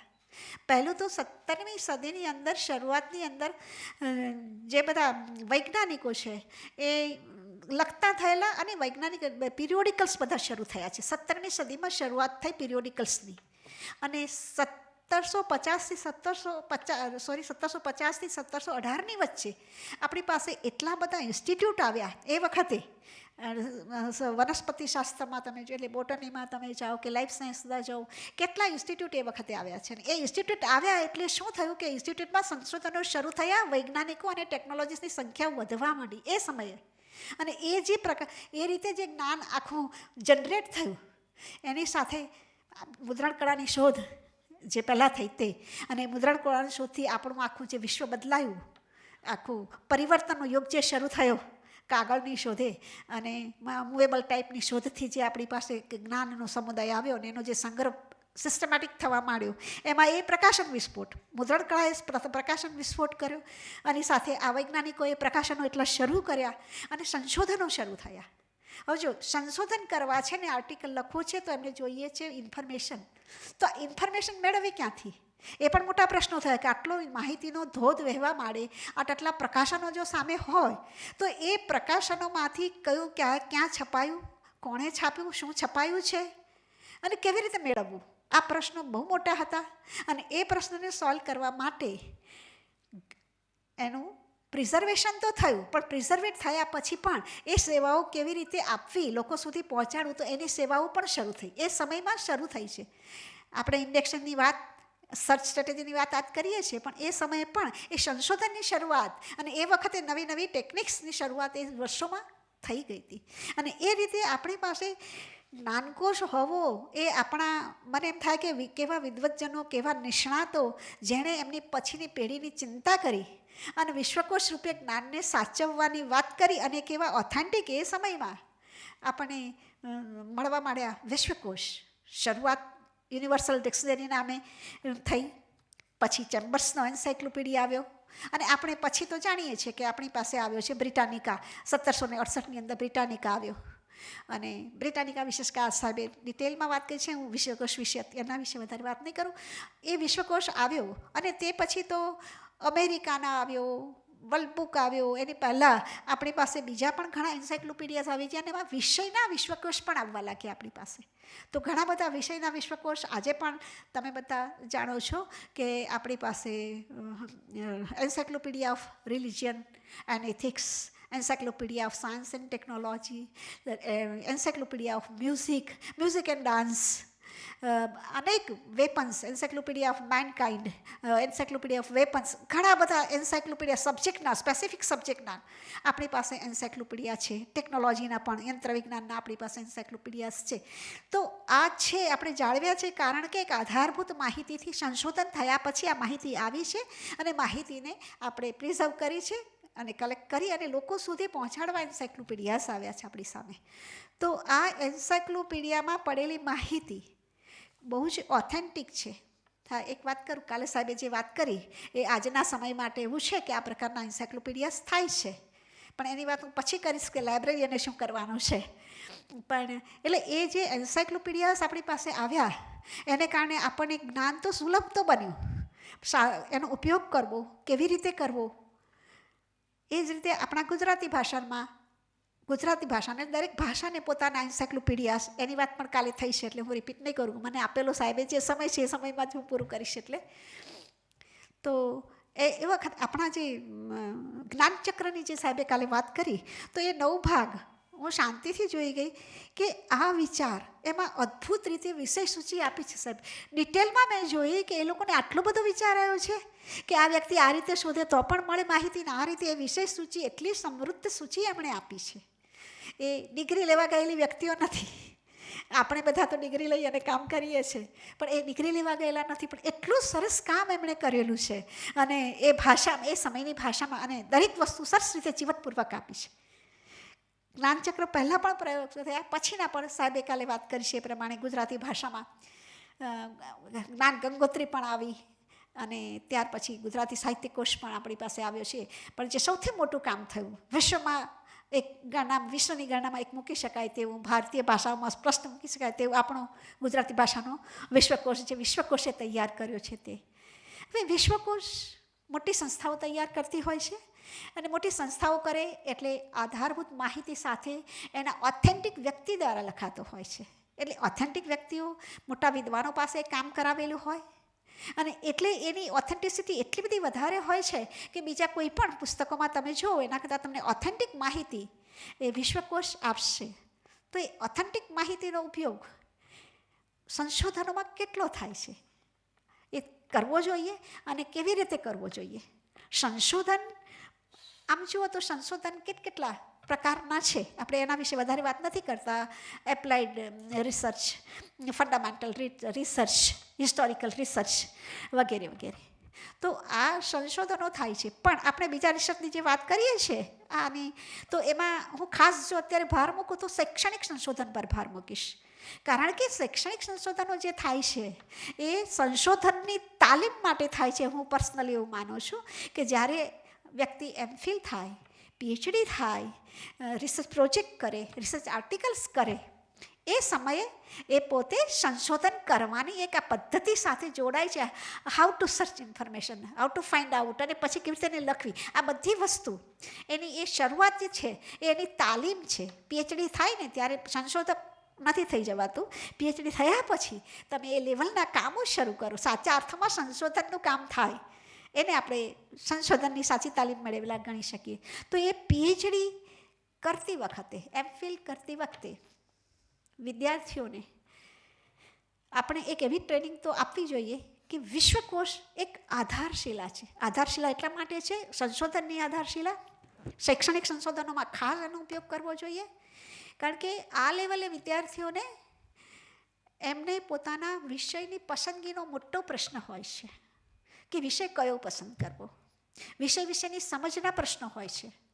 તો એ કઈ રીતે પસંદ કરવો, પછી શિક્ષકોને પૂછવાનું, અધ્યાપકોને પૂછે કે ભાઈ હું કયા વિષય પર કામ કરું, એટલે અધ્યાપકો કહે કે આ વિષય પર, આ વિષય મેં આ. અને આજની વાત કરો તો વિષય કહો એટલે વિદ્યાર્થીઓને વિષય કહો એટલે કામે શરૂ કરી દેને પીએચડી પણ થઈ જાય. પણ સાચા અર્થમાં એ વિષય પર, એ વિષયની સમજ એની પહેલાં તો કેળવાય. એ કામ આપણું છે, અધ્યાપકોનું છે, ગ્રંથપાલોનું છે. ખાસ તો ગ્રંથપાલોનું પણ છે, કારણ કે જ્યારે વિદ્યાર્થી આવે તો એ ગ્રંથપાલે એને આની માહિતી, આ વિષય વિશેની માહિતીની, અને અધ્યાપકોએ તો ખાસ કરવું જોઈએ કે આ તમારી માહિતી પહેલાં તો વિષય જાતે શોધવું. ક્યાં જવું શોધવા માટે? તો વિષયની જો પસંદગી કરવી હશે તો તમારા વિષયની પસંદગીમાં વિશ્વકોશ સૌથી વધારે અગત્યનો છે. તમારો વિષય મળી શકશે. શિક્ષકો નામ આપે છે કે પોતે સજેશન કરે છે, મિત્રો પાસેથી વિષય વિશે નામ લે છે, પણ એ વિષયને એને સમજવો તો પડશે ને. તો એ વિષયને સમજવા માટે એ વ્યક્તિએ વિશ્વકોશ પાસે જવું પડે. એટલે વિદ્યાર્થીઓને પહેલાં દોરવા પડે કે આ વિષય લેવો છે તો પહેલાં વિષય વિશે તમે શાંતિથી વાંચો, અને એની સાચી સમજ, ઇન્ટ્રોડક્ટરી ઇન્ફોર્મેશન જે પ્રાઇમરી એના વિષયની પ્રાથમિક જે સમજ છે, સાચી સમજ એ વિશ્વકોશમાં પડેલી હોય. તો વિશ્વકોશમાંથી આ પ્રકારની સમજ કેળવાય પછી એ વિષય નક્કી કરે, ખરેખર હું આ વિષય ઉપર કામ કરીશ. અને એટલું જ વિષય નક્કી કરવો એટલું જ નથી, વિશ્વકોશની અંદર એ આખું વિષય ક્ષેત્ર પામી શકે. વિશિષ્ટ વિષયના એન્સાઇક્લોપીડિયા પાસે જાય તો એ જે વિષય નક્કી કર્યો છે જનરલમાંથી એક સામાન્ય માહિતી મેળવી લે છે, પણ એ વિષયમાં અંદુ કંઈક કામ કરવું છે તો વિષયમાં વિષય તો નક્કી કરો, પણ વિષયમાં કામ કયા મુદ્દા પર મારે કામ કરવું છે, તો એ કામ કેવી રીતે કરવું એ માર્ગદર્શન પણ તમને વિશ્વકોશ આપે છે. કારણ કે વિષયને પૂરી સમજ, પ્રાથમિક પરિચય તો તમને જનરલ એન્સાઇક્લોપીડિયાસમાંથી મળી જશે, પણ આપણા વિશિષ્ટ વિષયના એન્સાઇક્લોપીડિયામાં પર્ટિક્યુલર વિષય વિશેની ડિટેલમાં તલસ્પર્શી માહિતી એને મળી શકે. એનાથી આગળ જઈએ એટલે માહિતી એ મેળવ્યા પછી આખું વિષય ક્ષેત્ર શું છે, એ વિષય ક્ષેત્રના પેટા વિષય ક્ષેત્રો કયા છે, વિષયો કયા છે, વિષયના પેટા વિષયો અથવા તો મુદ્દા, એના પેટા મુદ્દાઓ કયા છે, ટોપિક કયા છે, એ બધું અંદરથી ખબર પડે છે. અને આખા પર્ટિક્યુલર જે પસંદ કરવું છે વિષય ક્ષેત્રમાં કોઈ એક વિષય, એમાં કેટલું ડેવલપમેન્ટ થયું છે, કેટલું સંશોધન થયું છે, એ ખબર વિશ્વકોશમાંથી પડે કે આ વિષય અહીં સુધી ખેડાયો છે. અહીંયા ત્યાં એટલું તો એમાં છે જ. આપણે પહેલી વાત પછી કરીએ અદ્યતનતાની, પણ આ વિષય મૂળ વિષય જ્યારે જોવો છે જ્યારે આ વિષયના આટલા ટોપિક પર આવું કામ આમાં થયું છે, તમને વિશિષ્ટ વિષયના એન્સાઇક્લોપીડિયામાંથી પૂરી માહિતી મળી જાય છે. ત્યાર પછી એમાં કયા મુદ્દા પર કામ નથી થયું, મારે કામ કરવું છે કોઈ પણ વિષય પર, કોઈ પણ મુદ્દા પર ના, તો આ ખેડાયેલા વિષયમાં કયા મુદ્દા પર કામ નથી થયું, એ મુદ્દાને આપણે ચકાસવા હોય એના માટે પણ વિશ્વકોશ જ ઉપયોગી થાય છે કે એ મુદ્દાને તપાસો, કયા મુદ્દામાં આ ટૉપિક પર કામ ન થઈ શક્યું, બીજા કયા ટૉપિક પર થયું છે, કયા પ્રકારનું કામ થયું છે. તો એ જે પ્રકારના કામો થયા છે તે એ પ્રકારનું કામ અથવા એનાથી જુદા કયા પ્રકારનું કામ એના આધારે કરી શકાય. વિશ્વકોશ એ ગાઈડન્સ પણ ત્યાંથી આપે છે કે એ કેવી રીતે એમાં કયા મુદ્દા પર તમારે કામ કરવું, નવણ ખેડાયેલા મુદ્દા તમને તરત ખબર પડે કે આ વિષયનો આટલો બધો વિકાસ થયો ખરો, પણ વિકાસ થયા પછી આ મુદ્દાને તો કોઈ ટચ જ નથી કર્યો. એ આપણું વિષય ક્ષેત્ર જોયા પછી આપણને ખબર પડે. તો એ મુદ્દા પર કેમ કામ નથી થયું, એના પ્લસ માઇનસીસ એના વિશે વિચારાય. અત્યારે એની કેટલી શક્યતાઓ છે આજના સમયના સંદર્ભમાં એ પણ તપાસાય, અને એમાં નવી રીતે કઈ રીતે કામ કરી શકાય એ વિચારણા જો તમારે જોઈતી હોય તો વિશ્વકોશ એક આધારશિલા તરીકે વિષયની પસંદગીથી શરૂ કરીને વિષયને તમારે ડેવલપ કરવો છે, તો અને પર્ટિક્યુલર કયા વિષય મુદ્દા પર કામ કરવું છે એ બધી જ માહિતી એ કામ કઈ રીતે કરી શકાય એ માહિતી પણ તમને વિશ્વકોશ આપે છે. વિશિષ્ટ વિષય પસંદ થયા પછી વિશિષ્ટ વિષયના એન્સાઇક્લોપીડિયામાં આપણે જવું પડે. એનાથી પણ આગળ આપણે ઇન્ટરનેટનો ઉપયોગ કરીએ છીએ માહિતી મેળવવા માટે. તો વિશ્વકોશની અંદર તમે જોશો ને તો તમને જે વિષય પર કે ટોપિક પર કામ કરો છો ને એના બધા કીવર્ડ્સ મળશે, એના ટર્મ્સ મળશે. સ્પેસિફિક કઈ ટર્મથી માહિતી શોધવી છે, તમારે માહિતી શોધવી છે હવે એ જ ટોપિક ઉપર, તો એની કેટલી ટર્મ્સ છે, કીવર્ડ્સ તમારી પાસે છે. તમારી સર્ચ સ્ટ્રેટેજી ગોઠવવી છે તો કઈ ટર્મ છે ને કઈ ટર્મને મૂક્યા પછી તમે એ માહિતી કમ્પ્યુટરમાં ઇન્ટરનેટથી પણ મેળવી શકશો.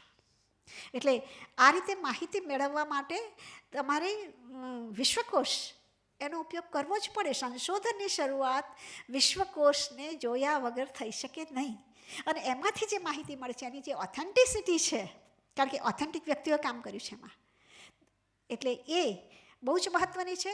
અને એ રીતે ખૂબ મોટી એક આધારશિલા તરીકે ઘણું બધું કામ વિશ્વકોશ કરી શકે છે. વિશ્વકોશનો ઉપયોગ કેવી રીતે કરવો એ પણ વિદ્યાર્થીઓને આપણે શીખવવું પડતું હોય છે. બહુ જ ઇઝી છે, એ બધાને ખબર છે, અને ખાસ કેટલાક વિદ્યાર્થીઓ છે એટલે કહેવાનું મન થાય કે વર્ણાનુક્રમે જ હોય છે મોટે ભાગે. અને એમાં પણ તમે ઇન્ડેક્સ જાઓ, ઇન્ડેક્સમાં જુઓ તમે જે ટૉપિક પર કરવા જાઓ છો, કેમ ત્યાં વર્ણાનુક્રમે કોઈ ટૉપિક તો હશે, પણ એ ટૉપિકની સાથે નીચે રિલેટિવ ઇન્ડેક્સ પણ એમાં હોય છે. ક્રોસ રેફરન્સથી તો તમારા આર્ટિકલમાં એ વાત હું પછી કરું છું, પણ તમે ઇન્ડેક્સમાં જોશો તો એ રિલેટિવ ઇન્ડેક્સ આપી હશે, એ ટૉપિક બીજા કયા કયા મુદ્દા સાથે જોડાયેલો છે.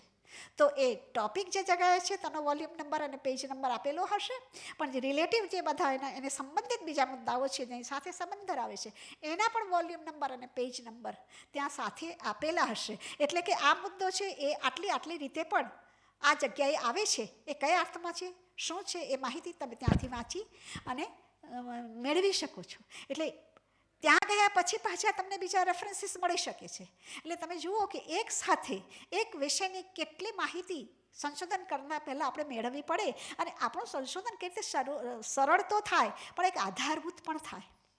બીજી વસ્તુ, એન્સાઇક્લોપીડિયામાં મોટે ભાગે આર્ટિકલ પૂરો થાય એટલે આર્ટિકલ નીચે સંશોધકની સાઇન તો હોય છે જે એની ઓથેન્ટિસિટી બતાવે છે, પણ એની સાથે ઘણા વિષયના એન્સાઇક્લોપીડિયામાં નીચે ફર્ધર રીડિંગ માટે અથવા તો એના માટે બીજા રેફરન્સીસ આપેલા હોય છે. એટલે આર્ટિકલનું નામ કે પર્ટિક્યુલર એના લેખક, એટલે એ વસ્તુ નીચે આપેલી હોય છે. એટલે એ જ મુદ્દા વિશે એ આર્ટિકલ જ્યાં પૂરો થાય છે ત્યાં તમે સંદર્ભો વાંચો, અને એ સંદર્ભમાંથી મૂળ સ્ત્રોત સુધી પણ તમે જઈ શકો છો. જો એક સાથે આપણને સંશોધન માટે કેટલી માહિતી એક એન્સાઇક્લોપીડિયા આપી શકે છે, એ માહિતી સુધી તમે એના લીધે જઈ શકો છો.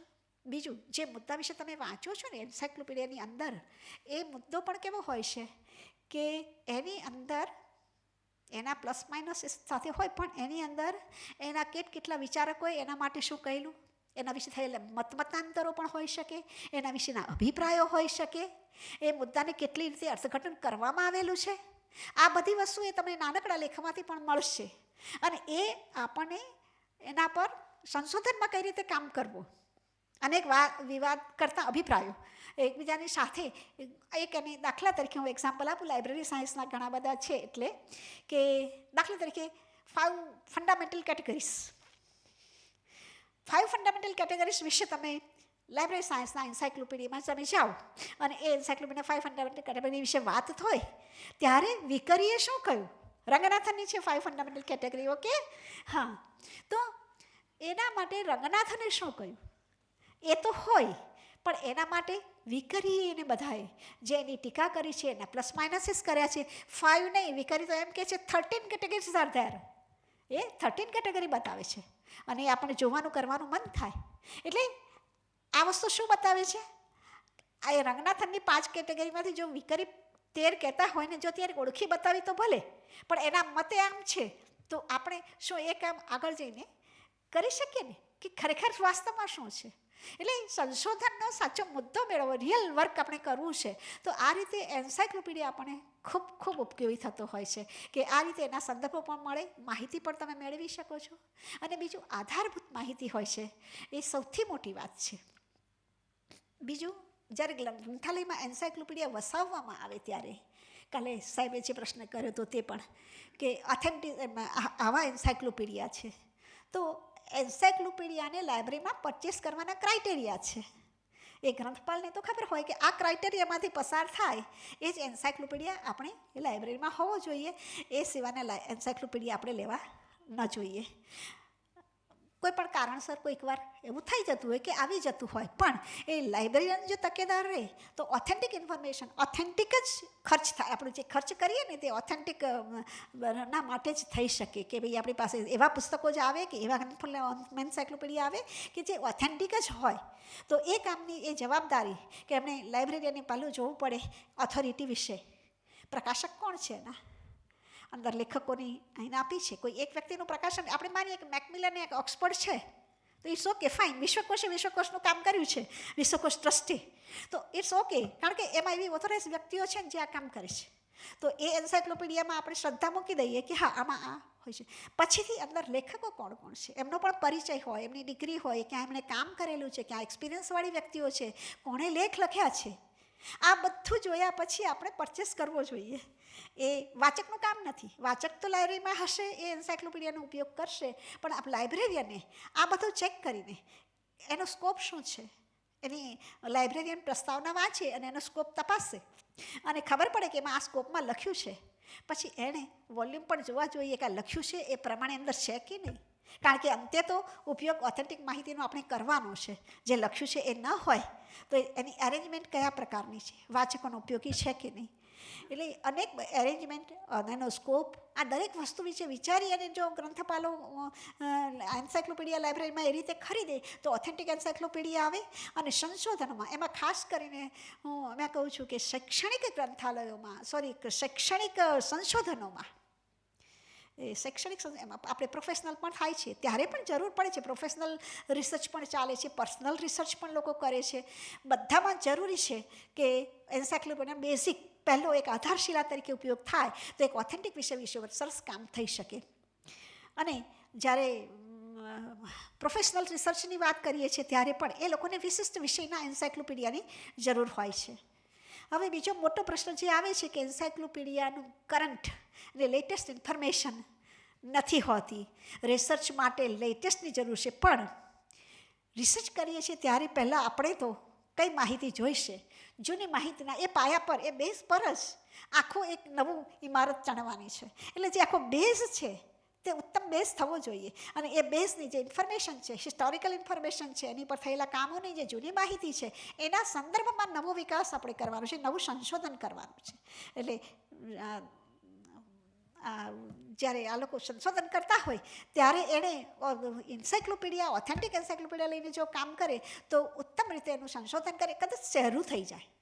અત્યારે જે આપણા વિદ્યાર્થીઓ અટવાતા હોય છે ને એનું કારણ વિષયની સમજ નથી અને વિષયને કેમ ડેવલપ કરાય.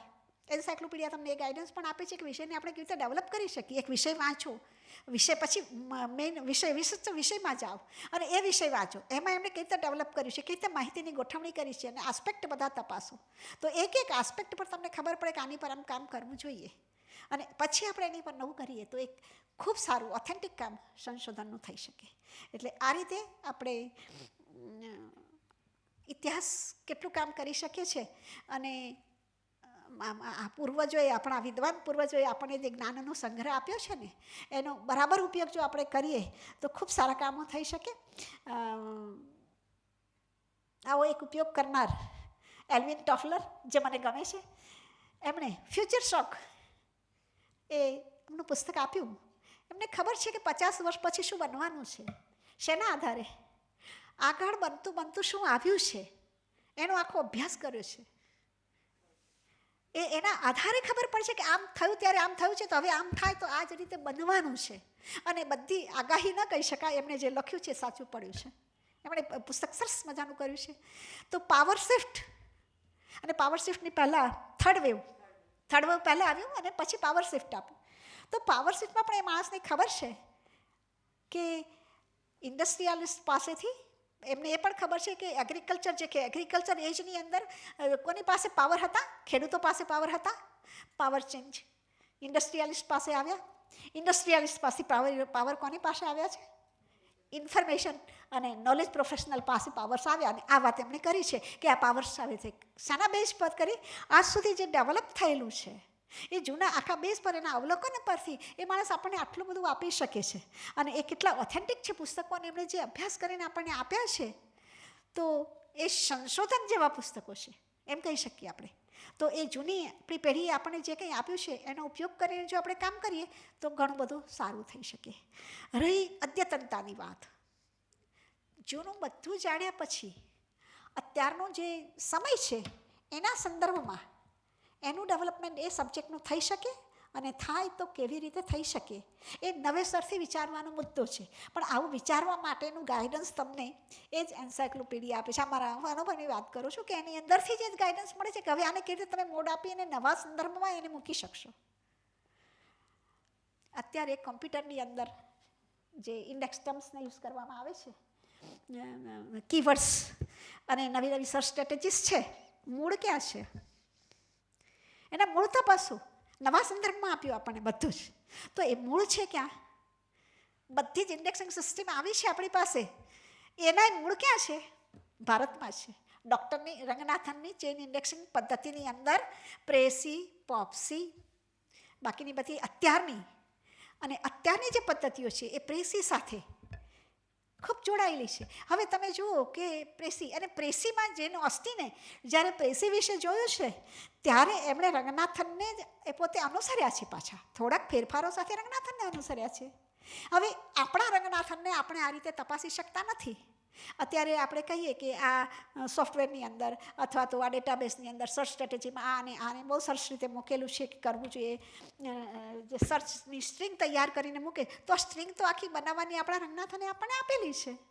તો એ જૂનો વિચાર વિદ્યાર્થી આ સમજે કે, અને એ સમજ્યા પછી હવે કોમ્પ્યુટર માટે એને કેવી રીતે એપ્લાય કરાય, ઇન્ટરનેટ માટે નવા સંદર્ભમાં એને કેવી રીતે મૂકીશું, આપણા ડેટાબેઝમાંથી માહિતી શોધવા કેવી રીતે થઈશું, તો ત્યાં કીવર્ડની જ જરૂર છે, કીવર્ડની ગોઠવણીની જ જરૂર છે. તો સ્પેસિફિક ઇન્ફોર્મેશન માટે કેવી રીતે મૂકવું જોઈએ? તો આ વિચાર કરીને જૂના વિષયને નવા સાથે સાંકળીને આપણે એક નવી વસ્તુ પ્રદાન કરી શકીએ.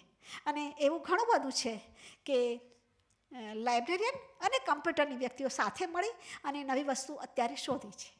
અને ઘણા બધા પાયા એવા છે લાઇબ્રેરી સાયન્સમાં કે નવા સંદર્ભમાં. અને આ વસ્તુ લાઇબ્રેરી સાયન્સમાં છે એવું નથી કે દરેક સબ્જેક્ટમાં આ વસ્તુ છે.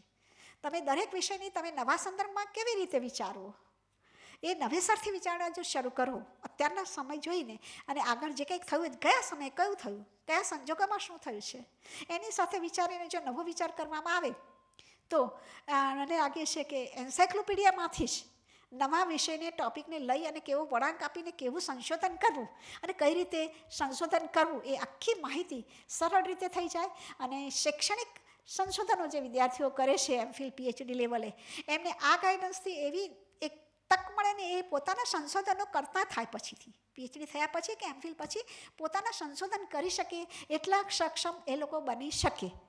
અત્યારે આખી જે આપણી પદ્ધતિ છે એની આપણે ચર્ચા નહીં કરીએ, પણ આપણે શું કરાવવું છે તો આ વસ્તુનો જો આપણે એમને ગાઈડન્સ આપીએ કોઈ પણ ફિલ્ડમાં, લાઇબ્રેરી સાયન્સની વાત નથી, આ કોઈ પણ ફિલ્ડમાં જ્યારે એમફિલ પીએચડી કરનારો વિદ્યાર્થી કે રિસર્ચ પ્રપોઝલ તૈયાર કરી છે, વિદ્યાર્થીઓને શરૂઆતમાં પ્રપોઝલ તૈયાર કરી, રિસર્ચ પ્રોજેક્ટમાં પણ પ્રપોઝલ કેમ તૈયાર કરવી શરૂઆતમાં એ પ્રશ્નો હોય છે કારણ કે વિષય ખબર નથી.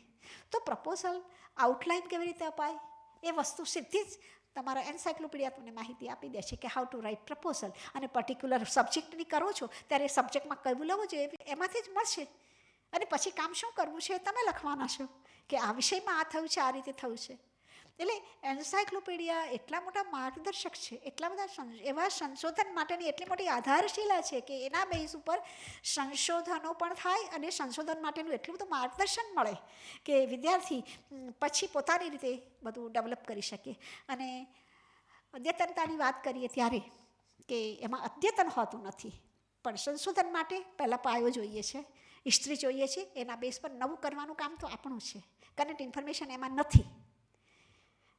એન્સાયક્લોપીડિયાની વાત કરીએ ત્યારે આપણા જનરલ એન્સાયક્લોપીડિયા અને સબ્જેક્ટ એન્સાયક્લોપીડિયા ખરા, પણ આ બધા જ એન્સાયક્લોપીડિયા ઓનલાઈન એન્સાયક્લોપીડિયા, અત્યારે કેટલા બધા ઓનલાઈન એન્સાયક્લોપીડિયા અવેલેબલ છે.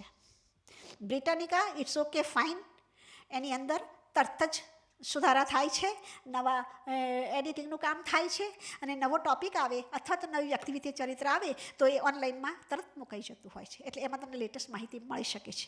વર્લ્ડ બુક પણ એ રીતે કામ કરે છે. પણ કયો એન્સાયક્લોપીડિયા છે અને બીજું એને ઓનલાઈન મૂકનાર કઈ વ્યક્તિઓ છે, કોણે મૂક્યો છે, એમાં પણ ઓથેન્ટિસિટીનો મોટો પ્રશ્ન છે. અને બીજું કયા એન્સાયક્લોપીડિયા મૂક્યા છે. ઘણા બધા તમે જુઓ કે ઓક્સફોર્ડ ઓનલાઈન, પછી સેજ પબ્લિકેશન, નોલેજ એ આખી સાઇટ છે. તો એમણે તો 300 એન્સાયક્લોપીડિયા મૂક્યા છે, બીજા સંદર્ભ ગ્રંથો પણ એટલા મૂક્યા છે. તો શું એ દરેક સંદર્ભ ગ્રંથ મૂક્યો છે એમણે ઓનલાઈન આટલા બધા, એ બધા ઓથેન્ટિક છે કે નહીં એ તો જોવા પડે. એટલે પ્રિન્ટનું જે વેલ્યુ છે એ આપણે પહેલાંની અંદર એટલું મૂલવી શકતા નથી, સિવાય કે બ્રિટાનિકા જેવા એન્સાયક્લોપીડિયા હોય તો ઇટ્સ ઓકે, અને ખૂબ ડેટા મળે છે આપણને ઓનલાઈન. આપણે ફટાફટ કટ પેસ્ટ અને પીએચડી જે ચાલે એમાં જે મુશ્કેલીઓ છે એ મુશ્કેલીઓ કેમ છે? કારણ કે આપણે મૂળ સાહિત્ય આપણી પાસે છે, એને રિફર નથી કરતા માટે. હવે એ જો રિફર કરીએ તો એ બધાની જરૂર નથી, ત્યાંથી આપણે ઓથેન્ટિક લાગે એ સારી વસ્તુ લેટેસ્ટ ત્યાંથી આપણે મેળવી શકીએ. લેટેસ્ટનો પ્રશ્ન નથી. આ ડિજિટલ યુગમાં આપણે ક્યાંથી ક્યાં પહોંચ્યા છીએ કે એગ્રેરિયન યોજમાંથી આપણે છેક આવ્યા પોસ્ટ ઇન્ડસ્ટ્રીયલ અને post industrial information science and ટેકનોલોજીનો, અને ડિજિટલ એરામાં છીએ ત્યારે ડિજિટલ બધા ડેટાબેઝનો, ઓનલાઈન એન્સાયક્લોપીડિયાસનો આપણે બધાનો ઉપયોગ કરવો જોઈએ. ઓક્સફર્ડે મૂકેલો છે online music and dance encyclopaedia, ખૂબ સારો છે એન્સાયક્લોપીડિયા. એટલે જસ્ટ હું એમાંથી પસાર થઈ એટલા માટે. બીજું સબસ્ક્રાઈબ કરો એટલે તમને તો ઘણા બધા બીજા સોર્સિસ પણ મળે છે. એટલે જે વાત આપણે એન્સાયક્લોપીડિયા માટે કરીએ છીએ ને એવા ઓથેન્ટિક બીજા જે સંદર્ભ સ્ત્રોતો છે એનો પણ ઉપયોગ વિષયની ડેફિનેશન માટે વિષયનો પારિભાષિક કોષ પણ તમને સરસ સમજાવશે. એટલે બીજા પણ સંદર્ભ ગ્રંથો આની અંદર ઉપયોગમાં લેવા જોઈએ. માત્ર વિષયના પુસ્તકો પર જઈને સંશોધન ન થઈ શકે. એટલે સંશોધનની આધારશિલા હું કહું છું તે સંશોધનની આધારશિલા તરીકે વિશ્વકોશ, એટલે કે બધા જ પ્રકારના વિશ્વકોશ, પણ ઓનલાઈનને વાપરતા પહેલાં ઓથેન્ટિસિટી ખાસ તપાસવી પડે. અને અદ્યતનતા વિશે વાત કરીએ છીએ ત્યારે આવું આવે છે, બીજું નથી આવતું, પણ આપણે નવા પ્રવાહોથી વાકેફ તો ઇન્ટરનેટથી રહીએ છીએ, ત્યાં પણ ઓથેન્ટિસિટી આપણે ચેક કરી શકીએ છીએ. તો તમે નવા પ્રવાહો વિશેની માહિતી આપણે ત્યાંથી મેળવી શકીએ. અને એ માહિતી મેળવવા માટે ગાઈડન્સ, એના કીવર્ડ્સ તો આપણને એન્સાયક્લોપીડિયા જ આપે છે. તમારા સબ્જેક્ટની માહિતી શોધવી હોય ને, સ્ટ્રિંગ તૈયાર કરવી છે ને, તો સ્ટ્રિંગ તૈયાર કરવાના કીવર્ડ્સ તમને તમારા એન્સાયક્લોપીડિયા વિશેના એન્સાયક્લોપીડિયાની એ વિષયના મળી શકશે. એટલે આ રીતે મારો ટાઈમ પૂરો થયો છે. એટલે આ રીતે એને એક આધારશિલા તરીકે એન્સાયક્લોપીડિયાનો ઉપયોગ થવો જ જોઈએ. અને આપણે આપણા વિદ્યાર્થીઓને આ રીતે કોઈ પણ વિષય હોય એમાં ટ્રેન કરવા જોઈએ કે અહીંથી માહિતીની શરૂઆત કરો, અહીંથી શોધની શરૂઆત કરો, તો ખૂબ સરસ રીતે કામ થઈ શકે. ખૂબ આભાર આપ સૌનો અને કુમારપાળભાઈનો. આ સમય મને પીસી શાહ સાહેબના સ્મરણમાં એક વ્યાખ્યાન ગોઠવું અને એમાં મને સંશોધન વિશે વાત કરવાની, એટલે સંશોધનના સંદર્ભમાં મને એકદમ જ પૂછ્યું કે શું કહેશો, વિશ્વકોશનું પ્રદર્શન છે. એટલે મને થયું કે વિશ્વકોશની સંશોધનની આધારશિલા છે, તો હું બહુ સ્પષ્ટ રીતે માનું છું. આનું ખાસ મોટું કામ પણ મેં થોડુંક કર્યું છે, પણ એ બધું શું બોલવા માટે નથી. એટલે અહીંયા પૂરું કહીશ. કુમારપાળભાઈનો ખાસ આભાર અને બાકીના બધાનો પણ ખૂબ આભાર.